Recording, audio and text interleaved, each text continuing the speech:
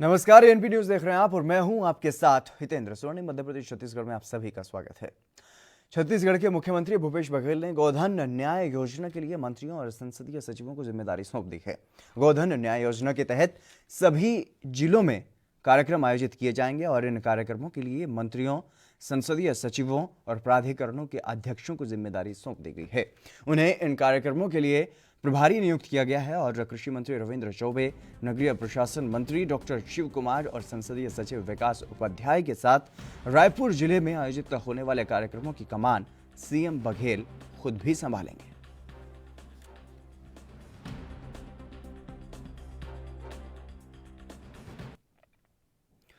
छत्तीसगढ़ की राजधानी रायपुर में सीएम भूपेश बघेल ने स्वतंत्रता संग्राम सेनानी डॉक्टर खूबचंद बघेल को उनकी जयंती पर विनम्र श्रद्धांजलि अर्पित की है। सीएम बघेल ने डॉक्टर खूबचंद बघेल के चित्र पर माल्यार्पण किया और मुख्यमंत्री ने डॉक्टर बघेल के योगदान को याद करते हुए कहा कि वो जीवन के अंतिम समय तक कई रचनात्मक कार्यों और किसान मजदूर हितैषी गतिविधियों से जुड़कर छत्तीसगढ़ की सेवा करते रहे। छत्तीसगढ़ राज्य आंदोलन को गति देने में उनकी निर्णायक भूमिका रही और डॉक्टर बघेल ने गांधी जी से प्रभावित होकर शासकीय नौकरी से त्यागपत्र दिया और सक्रिय रूप से स्वाधीनता आंदोलन से जुड़े। उनके प्रभाव ने सैकड़ों युवाओं और स्वाधीनता संग्राम से सैकड़ों युवाओं को जोड़ा और मुख्यमंत्री ने कहा कि वो एक गंभीर चिंतक और विचारक थे।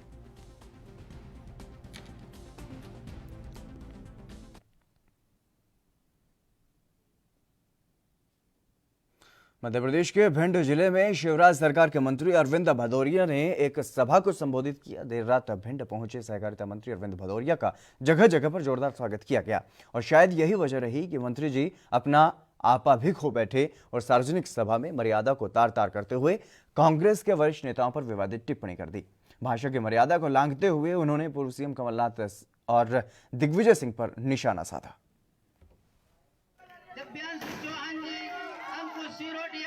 कृपया मंच पर भजन ज्यादा है। तमाम स्वागत हमारे सुषपाल जी द्वारा आदरणीय।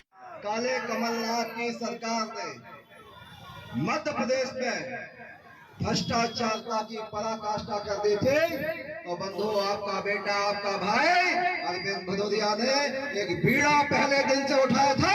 ना रहेगा कमलनाथ, ना रहेगा दिग्विजय सिंह। मध्य प्रदेश में सरकार हो गई वो भारतीय जनता पार्टी का नेता शिवराज सिंह चौहान की सरकार हो गई। इनके तख्ते तौस पे आखिरी कील ठोकने वाला आपका बेटा, आपका भाई। मध्य प्रदेश में सियासी जंग जारी है और लगातार पारा हाई होता ही जा रहा है। प्रदेश में अभी तक उपचुनाव का ऐलान नहीं हुआ है, लेकिन चुनावी भाषा का इस्तेमाल शुरू हो गया है। ऐसे में कैबिनेट मंत्री अरविंद भदौरिया ने कांग्रेस के वरिष्ठ नेता दिग्विजय सिंह के खिलाफ विवादित टिप्पणी की है और इस पर कांग्रेस नेता पीसी शर्मा ने उन्हें नसीहत दी है। अरविंद भदौरिया जी एक सीनियर मिनिस्टर है और अभी मंत्री बने हैं। जुमे 7 दिन उनको मंत्री बने हुए हैं और जिस तरह की भाषा का उपयोग उन्होंने किया है, राजनीति में इस तरह की भाषा का लिए कोई जगह नहीं है। ये प्रजातंत्र है और इसमें सबको अपनी बात कहने का अधिकार है, लेकिन इस तरह की अभद्र भाषा का उपयोग नहीं किया जा रहा है। उसमें 2 पूर्व मुख्यमंत्री और एक कांग्रेस के सीनियर मिनिस्टर हैं। मैं समझता हूं कि उनको इस जो भाषा का इस्तेमाल वो भी एक आम सभा में किया है, इसके लिए खेद व्यक्त करना चाहिए।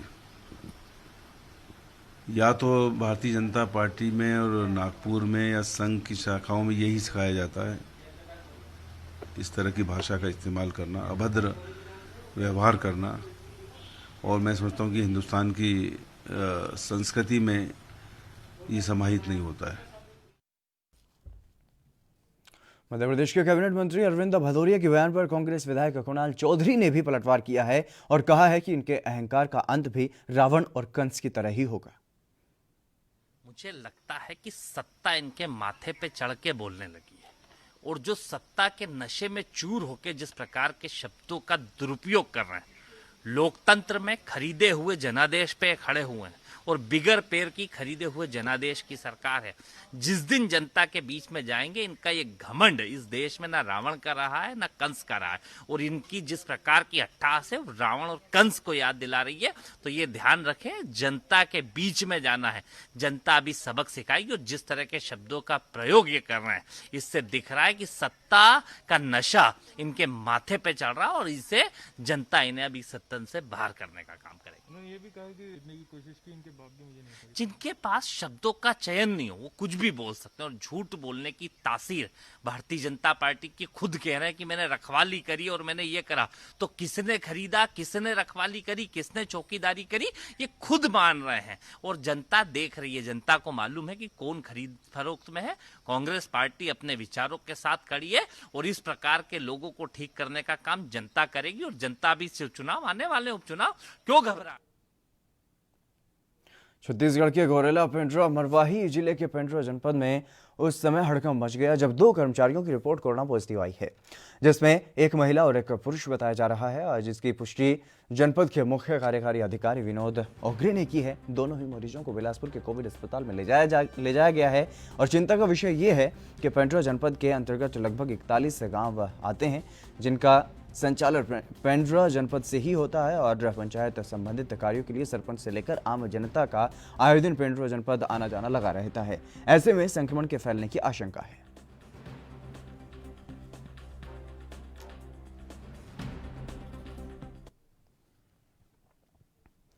आज भी ग्रामीण अंचल के लोगों का कई जगहों पर बुरा हाल है।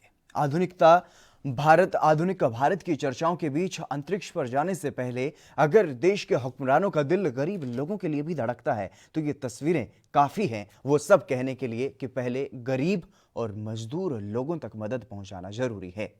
और ये लोग यही परेशान नहीं है, इनकी परेशानी का यूं ही कोई कारण नहीं है। दरअसल सरकार की ही अनदेखी का शिकार ये लोग हुए हैं। और ये तस्वीरें छत्तीसगढ़ के बलरामपुर के सुलसुली के गांव चांदी की है। जंगल के बीच स्थित गांव, जहां पर एक गर्भवती महिला को प्रसव पीड़ा हुई तो महिला के पास एम्बुलेंस नहीं पहुंच पाई। ग्रामीण महिलाओं की मदद से महिला को कुर्सी पर बैठाकर करीब आधा किलोमीटर तक उसे एम्बुलेंस तक ले जाया गया। दरअसल गांव तक जाने वाला पुल पिछले साल ही टूट गया था और अब तक कोई पहल पुल के निर्माण के लिए वहां पर नहीं की गई है।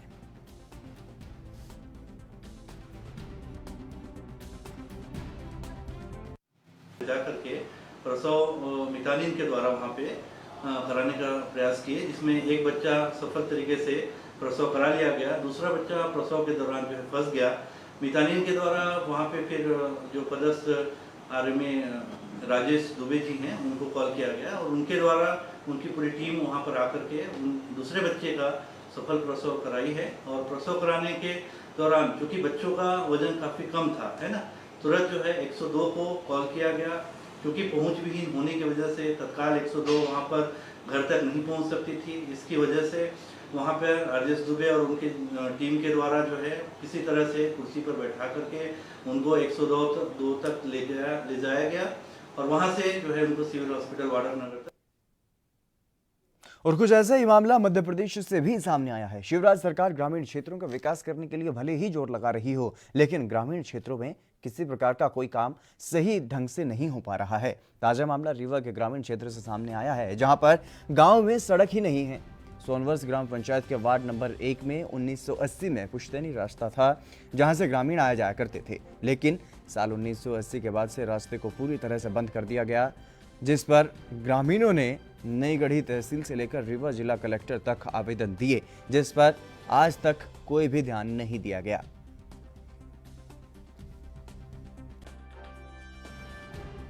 समस्या सर है कि रोड नहीं, हमारे पास सड़क नहीं है। क्यों नहीं है? क्यों नहीं है कि सर थी पुरानी रास्ता, लेकिन वो सब आपसी वाले जोत लिए, खन लिए। कौन आपसी? आपसी सर जिसकी थी। किसकी थी? नाम उधर राम जी की थी, दद्दू भैया राम कृपाल की थी। ये कब सड़क अवरुद्ध? ये सर 80 में हुआ। 1980 में? 1980 में हुआ। तो आपने इसकी शिकायत की? जी सर किए। कहाँ किए? से आए आप लोग? समस्या है सर, गैला की समस्या है, बच्चियों के शादी विवाह है, तो मान ली कि वाहन 2 किलोमीटर दूर खड़ा है, यहाँ से घसीट के बच्चियों को ले जाते हैं तो वहाँ से चढ़ाते हैं और यहाँ के 2-4 लोग भी हमारे यहाँ के इस रास्ते के कारण लाफौत भी हो चुके हैं। कितने लोग अभी रास्ते के कारण परेशान हैं? अरे 200 हो ही छोट बड़ा सब सर। 200 लोग रास्ते हाँ, के 200 कारण परेशान हैं। हाँ, इसके बारे में आपने सरपंच सचिव से बात की क्या? किए थे सर, हो गया यहाँ सरपंच सेक्रेटरी कोई सुनने वाले नहीं हैं।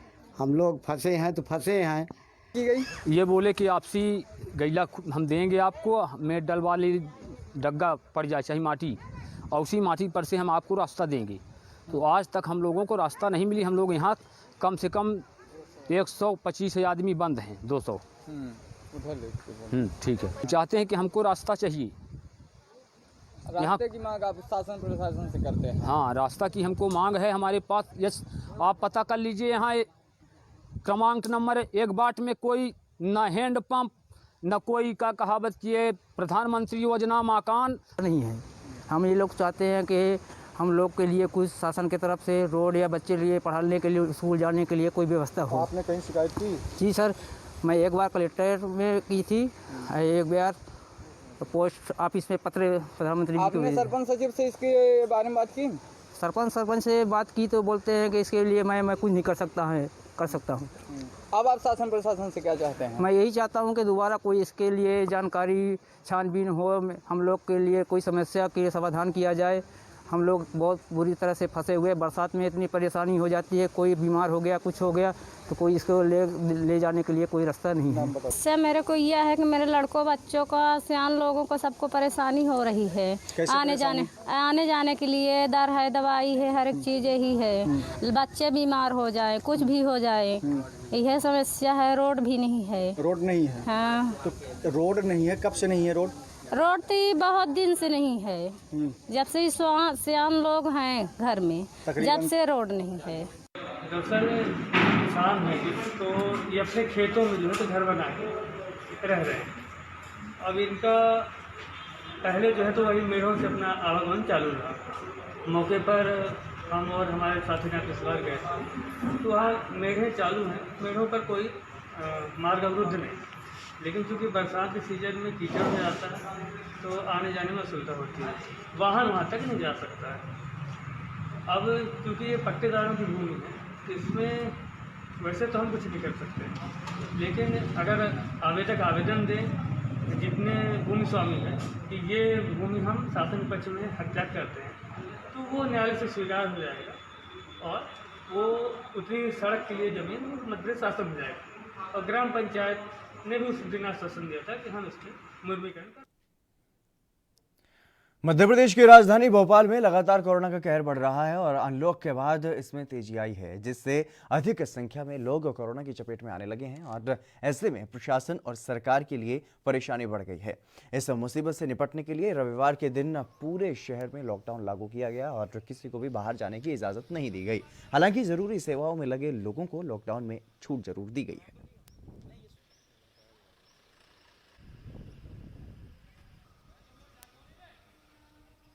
बिल्कुल, ये कोविड-19 के कुछ पेशेंट इसमें संक्रमण बढ़ता जा रहा है, अपने यहाँ निरंतर इसकी वृद्धि देखने में आई है। इसलिए शासन के निर्देशानुसार जो संडे का टोटल लॉकडाउन है उसको पूरी तरह पालन कराया जा रहा है। पिछली बार भी हम लोगों ने इसमें करवाया था, आज भी उसी हिसाब से हम लोग सब निकले हुए हैं और इसका पूर्ण रूप में पालन कराएंगे। जो शासन के निर्देश है उसको हम लोग खुद भी पालन कर रहे हैं और सभी को पालन करवाएंगे। किस तरह की व्यवस्थाओं को सुचारू रखा? तो सिर्फ आवश्यक सेवाएँ, इमरजेंसी सेवाएँ, दूध वगैरह की सेवाएँ ये सब ओपन रखी गई हैं, अन्यथा बाकी सभी चीज़ें इसमें क्लोज की गई। कितने बजे से कितने बजे तक ये लॉकडाउन? रात्रि 10 बजे तक रहेगा लॉकडाउन। कल रात से ही वैसे चालू हो गया तो आज रात्रि 10 बजे तक रहेगा। और अभी शासन के कुछ और नए निर्देश आए हैं, इससे दुकानों का 8 बजे का है, लेकिन वही हम लोग के पास आदेश नहीं पहुंचे हैं। जैसे ही उसका होता है उसका भी हम इम्प्लीमेंटेशन कराएंगे। चलिए फिलहाल रुकेंगे एक छोटे से ब्रेक के लिए, जल्द हाजिर होंगे।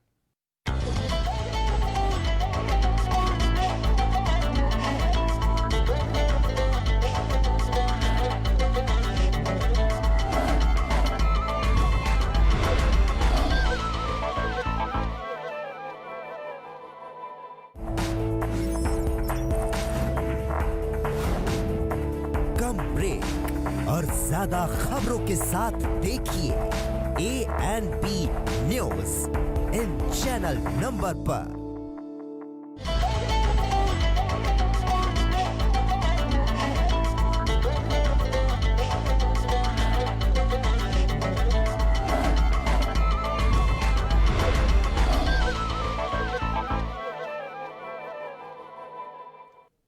ब्रेक के बाद एक बार फिर से आप सभी का स्वागत है। खबरों में आगे बढ़ेंगे। मध्य प्रदेश के वन मंत्री डॉक्टर विजय शाह ने कलेक्ट्रेट सभा कक्ष में अधिकारियों के साथ बैठक की और खंडवा जिले में कोरोना संक्रमण की रोकथाम और कोरोना संक्रमित मरीजों के उपचार के लिए नई व्यवस्थाएं भी की गई।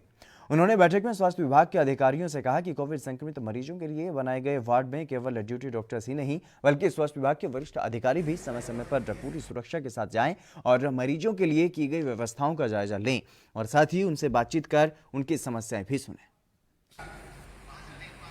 अच्छा, आप कैसा हो? वहाँ पे कुछ प्रॉब्लम तो नहीं है आपको? को हल्के से ना लें। शादी ब्याह मंदिर मस्जिद गुरुद्वारा सब घर में मनाएं। माता पिता को ही भगवान माने और अपने बच्चों की और समाज की और देश की प्रगति के लिए बिना जरूरत के बाहर न आए। हम बनते कोशिश, हमारे मुख्यमंत्री, हमारे प्रधानमंत्री, हमारे स्वास्थ्य विभाग का पूरा अमला उनकी रखवाली कर रहा है, दवाई की व्यवस्था कर रहा है, पूरी फ्री ऑफ कॉस्ट दवाइयाँ दे रहा है। अभी मैंने निर्देश दिए हैं कि जितने भी लोग खंडवा जिला अस्पताल में इलाज कर रहे हैं वो मानसिक रूप से स्वस्थ हों, नर्वस ना हो। अनिवार्य रूप से 24 घंटे में वीडियो कॉलिंग उनके परिवार से कराई जाए और एक मार्क उस पर लिखा जाए, खाना खाया कि नहीं खाया, दवाई ली कि नहीं, और उस पर एक और मार्क मैंने जुड़वाया है 11 नंबर का, इसने अपने परिवार से 24 घंटे में वीडियो कॉलिंग से बात करी या नहीं करी। मैं समझता हूँ कि ये करने वाला खंडवा जिला अकेला होगा कि जो अपने बीमार लोग उनको अनिवार्य रूप से परिवार से बात हो जाएगी तो मन हल्का होगा और तनाव नहीं आएगा। मैंने स्वयं ने आज ऑफिस से ही अपने विधानसभा का एक कोरोना पीड़ित व्यक्ति जो कोविड पीड़ित है अंदर अस्पताल में भर्ती है, मैंने अभी वीडियो कॉलिंग करके उससे बात करी कि नमस्कार, मैं विजय शाह बोल रहा हूँ, कोई तकलीफ तो नहीं है और हम निर्देश दे रहे हैं 24 घंटे में आपको परिवार से बात कराई जाएगी। किसी प्रकार की कोई तकलीफ हो तो आप मुझे भी कॉल कर सकते हैं। उसको हिम्मत बनाई हमने और ये चीज़ छोटी छोटी चीज़ें, बड़ी चीज़ नहीं है, लेकिन रिजल्ट इसके बड़े आएंगे। ऐसे ही हमने कुछ और जो जरूरी चीज़ें थी जनप्रतिनिधियों के सहयोग से ये चाहा है कि जहाँ पर टेस्टिंग टीम जाएगी वहाँ एक दिन पहले जनप्रतिनिधि, अधिकारी और वार्ड के गणमान्य नागरिक छोटी सी मीटिंग करें कि आपके वार्ड में ये टेस्टिंग टीम आएगी, उसको सहयोग करें। पत्रकारों के भी मेरा निवेदन है कि वो हमको सहयोग करें। छत्तीसगढ़ के बलरामपुर जिले में नवपदस्थ पुलिस अधीक्षक ने बैठक की और अनुसूचित जाति जनजाति अत्याचार निवारण अधिनियम के विषयों पर एसडीओपी वर्ग के अधिकारियों के साथ चर्चा की गई। लंबित मामलों का जल्द ही समाधान करने के लिए उन्हें सख्त हिदायत भी दी गई और पुलिस अधीक्षक रामकृष्ण साहू ने यहां पर कहा कि बैठक का मुख्य उद्देश्य अनुसूचित जाति जनजाति अत्याचार निवारण अधिनियम के तहत दर्ज मामलों की समीक्षा करना रहा और उन्होंने कहा कि आदिवासी बाहुल्य जिले बलरामपुर में अनुसूचित जाति जनजाति जैसे प्रकरण पर कैसे रोक लगानी है और जल्दी न्याय उन्हें कैसे मिले, इस पर भी पुलिस काम करेगी। जनजाति के प्रकरण जो होते हैं क्योंकि इस एरिया के लिए बहुत और काम कर रहे हैं। आज मैंने एक बैठक जो रखा हुआ है इसमें अनुसूचित जाति जनजाति अत्याचार निवारण अधिनियम के संबंध में एक बैठक रखा हुआ है। मेरी प्राथमिकताएं ये हों कि मैं ऐसे प्रकरणों में, चूँकि पूरा बलरामपुर जिला जो है अनुसूचित जाति जनजाति बहुल जो है जिला है, तो जो पीड़ित आकर के जो है रिपोर्ट करते हैं वो पीड़ित का जो है केसों का निराकरण जो है त्वरित रूप से हो। तो पुलिस के लिए सबसे बड़ी चीज़ है वो न्यायालय नहीं है, किंतु न्याय की दिशा में जो है पहला द्वार है, वो अपना अच्छा से जो है यदि कार्य करता है तो निस्संदेह जो है हम उसको न्याय दिलाने की ओर जो है एक अच्छा काम कर सकते हैं। मध्य प्रदेश के गुना में पुलिस की बर्बरता के कारण मध्य प्रदेश का गुना फिलहाल सुर्खियों में है और ऐसे में एक और वीडियो वायरल हो रहा है जिसमें एक युवक के साथ कुछ लोगों ने बुरी तरह से मारपीट की है। पुराना गल्ला मंडी में एक दलित युवक को इसलिए पीटा गया क्योंकि उस पर अनाज चोरी करने का शक था।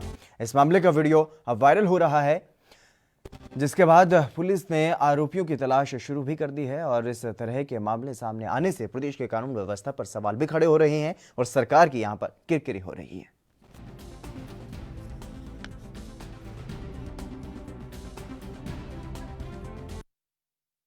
जो यहाँ पर चोरी करने आया था और उसके द्वारा एक कैंट शेप में मोटरसाइकिल चोरी की थी, उसके फुटेज आए थे और जो गल्ला मंडी से भी उसने जो है चोरी की थी, तो जनता ने उसको पकड़ के पकड़ लिया था। तो पुलिस ने मौके पर जाकर उसको पकड़ा और उसकी तरफ से जो व्यापारी की चोरी की थी उसकी चोरी की कायमी की गई और जो मारपीट उसके द्वारा लोगों के द्वारा की गई थी, तो उसकी रिपोर्ट लेके उसका भी जो है हमने मेडिकल कराया और चोर को।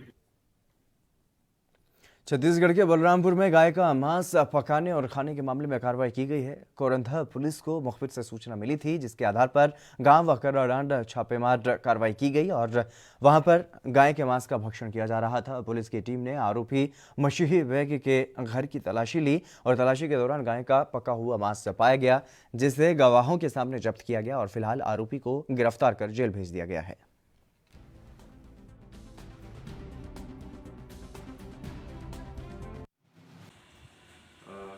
कुसमी निवासी विकेश साहू के माध्यम से जानकारी प्राप्त हुआ कि ग्राम कराडांड थाना कोरंधा क्षेत्र में गाय के मांस का भक्षण किया जा रहा है, जिसके पश्चात पुलिस टीम मौके पर पहुंची, जहां पास मसीह बेग नाम का एक 30 वर्षीय युवक है, जिसके घर तलाशी लेने पर गाय का मांस पका हुआ मिला, जिसे गवाहों के समक्ष जब्त किया गया एवं इस पर अपराध दर्ज कर आज आरोपी को न्यायिक रिमांड पर भेजा। इन दिनों अनेकों धोखाधड़ी की खबरें सामने आ रही हैं। राशन की दुकान से राशन कम मिल रहा है तो कहीं मिलावटखोर अपने स्वार्थ को सिद्ध कर रहे हैं। अब मध्य प्रदेश के मंदसौर से भी धोखाधड़ी का नया मामला सामने आया है, जहां पर गैस सिलेंडर से उपभोक्ताओं को चूना लगाया जा रहा है। सिलेंडर में 3 किलोग्राम से भी ज्यादा तक गैस की कटौती की जा रही है, जिसे सीतामऊ तहसील में पलाश इंडियन गैस एजेंसी के संचालक पर धोखाधड़ी का आरोप लगाया गया है। लदुना गांव के रहने वाले अरविंद चौहान ने बताया कि गैस की 2 टंकी उसने ली थी। शक होने पर उसने टंकी का वजन किया तो एक टंकी में 1 किलो 500 ग्राम तक वजन कम पाया गया, तो वहीं दूसरी टंकी में 3 किलो 300 ग्राम तक वजन कम पाया गया। मैंने कल बुकिंग करा के एक तो मेरी और एक मेरे मामा जी की 2 टंकी हैं, दोनों 2.5 रुपये ली है, और घर जाके उनका वेट किया तो एक में 1 किलो 500 ग्राम कम है और दूसरी टंकी में 3 किलो 300 ग्राम कम है। फिर आपने उनको बताया इस चीज़ के बारे में? नहीं, उनको नहीं बताया। पहले 6 महीने पहले भी ऐसी घटना घटी थी जिसमें मेरी पूरी टंकी लिक्विड की आई थी, तो मैंने इनसे बताया था, तो इन्होंने माफ़ी मांगी थी और कहा था गलती से हो गया होगा। तो ऐसा बार बार गलती नहीं होती है, और एक टंकी में अगर वेट कम आता है तो चलता है, लेकिन दोनों टंकियों में वेट कम आना कहीं ना कहीं भ्रष्टाचार का सबूत दे रही हो। कहीं ना कहीं आपको लगता है रिफिलिंग यहीं पे हो रही है या फिर यहाँ से इनके द्वारा गैस निकाली जा रही है वापस सील पैक किया जा रहा है? बिल्कुल ऐसा ही हो रहा है। कहीं ना कहीं अगर ये कहते हैं कि कंपनी से आ रही है तो इनकी जवाबदारी गैस एजेंसी के मालिक की होती है। ये शिकायत यहाँ प्राप्त हुई है और डीएसओ को हमने आदेशित किया है, तो वो वहाँ जाएंगे और जांच करके अपनी रिपोर्ट पेश करेंगे। सर, लगातार देखने पे आया कि यहाँ पे अनियमितता पाई गई। पिछले कुछ समय पहले भी यहाँ की जो टंकियाँ उनमें लिक्विड पाया गया था, जो अधिकारी इनके द्वारा अवगत भी कराया गया था, लेकिन टंकी वापस नहीं करेगी। अभी जो टीम आएगी वो विस्तृत जांच करेगी और जो भी लोग जिनको कोई शिकायत है इस संबंध में, तो वो एसडीएम साहब के पास अपनी जानकारी दे सकते हैं। तो अगले 1-2 दिन के भीतर ही वो टीम आएगी और जिन भी बिंदुओं पर शिकायत प्राप्त होगी सब पर विस्तृत जांच की। मध्य प्रदेश के जबलपुर में कोरोना का कहर लगातार बढ़ रहा है और अब कोरोना ने आरएसएस कार्यालय में भी दस्तक दे दी है, जहां पर करीब 14 कार्यकर्ता संक्रमित पाए गए हैं और कुछ लोग भोपाल से आए थे जिनमें कोरोना की पुष्टि हुई है। इसके अलावा मुख्य चिकित्सा अधिकारी ने बताया कि कुछ लोग भोपाल से आए थे जो संक्रमित पाए गए, और इसके अलावा उन्होंने यह भी बताया कि नए 21 मामले सामने आए हैं, जिसे मिलाकर अब जिले में 303 एक्टिव मरीज हैं। आज दिनांक तक अभी आई रिपोर्ट के अनुसार 21 व्यक्ति संक्रमित पाए गए हैं, जिनको मिलाकर हमारी पॉजिटिव पेशेंट्स की लिस्ट 773 हो गई है। 5 आज डिस्चार्ज हुए हैं, जिसको मिलाकर हमारे 452 लोग संक्रमण मुक्त हो चुके हैं। 303 अभी एक्टिव केसेस। भैया केसरकुटी के भी कुछ लोग आए थे, 13 लोग पॉजिटिव आए थे, कैसी जानकारी लगी? हाँ, कुछ वहाँ से सैंपलिंग हुई थी, वहाँ से भी कुछ लोग पॉजिटिव आए। तो कोई दीपक जी स्फोटक जो थे नाम के बारे में तो मुझे कोई जानकारी नहीं है। भोपाल से आए थे, उन्हीं से जरिए लगा हुआ है? नहीं, ये कॉन्टैक्ट ट्रेसिंग हो रही है हमारी, और नाम के बारे में मुझे कोई जानकारी नहीं। तो वहाँ से कितने पॉजिटिव आ रहे हैं केसरकुटी से? नहीं, ये तो मैं तो पूरी जानकारी दे रहा हूँ, अभी इंडिविजुअल एनालिसिस नहीं किया। वहाँ पर कुछ सैंपलिंग हुई थी, उसमें। मध्य प्रदेश में बालाघाट जिले के अवारा सिवनी एसडीएम कार्यालय के सामने नौशाद कुरैशी नामक महिला ने पेट्रोल डालकर खुद को आग के हवाले करने का प्रयास किया। हालांकि मौके पर मौजूद सुरक्षाकर्मियों और अन्य लोगों ने उसे ऐसा करने से रोक लिया, लेकिन काफी देर तक महिला ने यहां पर जमकर हंगामा किया और इस घटनाक्रम की असली वजह के बारे में जब पीड़िता नौशाद कुरैशी से इसकी वजह जाननी चाहिए तो उन्होंने बताया कि वो एक निजी स्कूल का संचालन करती थी, लेकिन 3 साल पहले प्रशासन ने उसका स्कूल तोड़ दिया और उसे लीज पर जमीन देने की बात भी कही गई। लेकिन महिला ने आरोप लगाया कि वो 3 साल से सिर्फ चक्कर लगा रही है, लेकिन उसकी कोई सुनवाई नहीं हो रही। परेशान होकर महिला ने आत्महत्या करने का फैसला किया। हालांकि वहां पर मौजूद लोगों ने और पुलिस ने ऐसा नहीं होने दिया। 20 साल से थक गई सर। 2017 में मेरा स्कूल तोड़ दिए प्रशासन के द्वारा और दूसरी जगह में स्थापित करेंगे करके कैसे नक्शे लिए और अभी तक चक्कर कटा रहे हैं। अब बाबू डोगरे बाबू कहता है कि क्या करोगे पैसा इतना ले लेके, क्या करोगे पैसा इतना जमा करके। मैडम छोड़ो ऐसे करें, ठगा दी। मैं बोली आपको उससे कोई लेना देना नहीं है, आप प्रोसेस तो पूरी करिए, मुझे लीज के लिए जो भी करना पड़ेगा। नौशाद ये बताओ मुझको, ये मामला जो है कलेक्टर के यहाँ पर गया था, कलेक्टर के यहाँ लीज आवंटित होने के लिए किस जगह पर लीज आवंटित हो रही है आपकी? ये दूरभाष केंद्र के पीछे, सविता टाकिज के पीछे जगह अलॉट हो गई है आपके नाम से। वो पैसा पटाने के लिए कलेक्टर ऑफिस से फाइल यहाँ आई। कितना पैसा पटाने की बात की गई है उसमें? 10% वो बाटक पटाओ कह रहे हैं, तो अभी से नारायण ने 1,80,000 के लगभग निकाले। तो मैंने उनसे कहा हो सकता है कुछ कम अगर होता है तो देखो। तो अभी इनने ये साहू आरआई से मिलके 8 लाख निकाल दिया। तो मैंने बोली 8 लाख भी होंगे तो कोई बात नहीं है, आप निकालो मैं दूंगी। फिर मैंने रजिस्टर ऑफिस गई और ये गाइडलाइन निकाल के लाई कि 10% कितना होता है, तो 1,80,000 हो रहा है लगभग। तो मैं चक्कर काट रही हूँ कि सर कार्रवाई आगे काट रही हो नौशाद, तुम 3 साल हो गए सर, अभी तो 10 महीने से फाइल आई है। 9-10 महीने से तो ये आगे बढ़ा ही नहीं रहे डोंगे।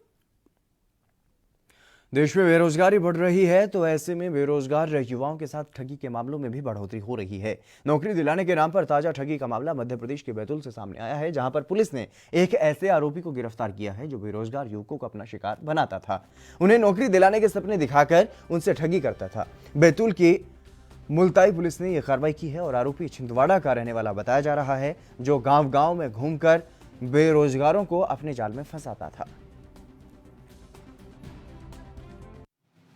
1700 रुपये लेकर उन्हें नौकरी का आश्वासन दिया कि उनकी नौकरी जियो कंपनी में लगवा दी जाएगी। उस आवेदन को जब जांच किया गया तो सत्यता मिली, जिसका घटनाक्रम मैंने पुलिस अधीक्षक महोदय बैतूल को बताया और उनके द्वारा मुझे आदेशित किया गया कि यदि जांच में सत्यता है तो उसमें अपराध पंजीबद्ध किया जाए। तो जब जांच की तो लगभग बैतूल के 40 लोगों द्वारा एक व्यक्ति को 1700 रुपये इस नाम पर दिए गए कि वो इन 40 व्यक्तियों की जियो कंपनी में अलग अलग डेजिग्नेशन पर नौकरी लगवा देगा। और यह प्रक्रिया लगभग 1-1.5 साल से लगातार चल रही थी और ये व्यक्ति उनसे पैसे लेके उन्हें आश्वासन दे रहा था। तो उस आवेदन जांच पर पुलिस अधीक्षक महोदय और अतिरिक्त पुलिस अधीक्षक महोदय के निर्देशन में थाना मुल्ताई में अपराध पंजीबद्ध किया गया और हमें दूसरे दिन ऐसी सूचना मिली कि ये व्यक्ति पुनः गांव में और व्यक्तियों से फ्रॉड करने के लिए घूम रहा है। तो मुखबिर द्वारा सूचना मिलने पर इसे भारतीय इतिहास में सती प्रथा का उल्लेख मिलता है और हमने स्कूली किताबों और इतिहास की किताबों में भी पढ़ा है, जिसे एक सामाजिक कुरीति के रूप में देखा जाता है और इस प्रथा का अंत भी हो गया है, लेकिन इसके प्रमाण पुरातात्विक निशानियों के रूप में आज भी देश के कई इलाकों में मौजूद हैं। मध्य प्रदेश के बालाघाट से ऐसी ही तस्वीरें सामने आई हैं जो सती प्रथा के महत्व को दर्शाती हैं और गांव चाकाहेटी में इस बारे में इतिहास एवं पुरातत्व शोध संस्थान के अध्यक्ष डॉक्टर वीरेंद्र सिंह गहरवार ने बताया कि तिरोड़ी से लगभग 5 किलोमीटर पश्चिम की ओर ग्राम चाकाहेटी में 1.87 एकड़ क्षेत्र में बसे सती स्मारकों का पुरातात्विक महत्व है। यहाँ पर 48 पाषाण मूर्तियां आज भी दिखाई देती हैं, जो कि गोंडवाना और मराठा शासनकाल की कला का प्रतिनिधित्व करती है। नाम बता दीजिए। डॉक्टर वीरेंद्र सिंह गहरवार जी, अध्यक्ष इतिहास एवं पुरातत्व संस्थान संजय बालाघाट। ये जो चाकाहेटी पंचायत अंतर्गत जो सती टोला है, इसकी क्या स्टोरी है?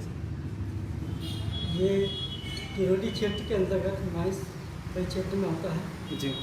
यहाँ पर 41 लग वहाँ पर पाषाण प्रतिमा रखी हुई, जिसे हम सती टोला के नाम से जानते हैं जी। एक कहावत है कि गलतियों को हम पुरातत्व संग्रहालय मानते हैं। इसी के साथ स्वर्णिम मध्य प्रदेश छत्तीसगढ़ में बस इतना ही, लेकिन आप बने रहिए ENB न्यूज़ के साथ।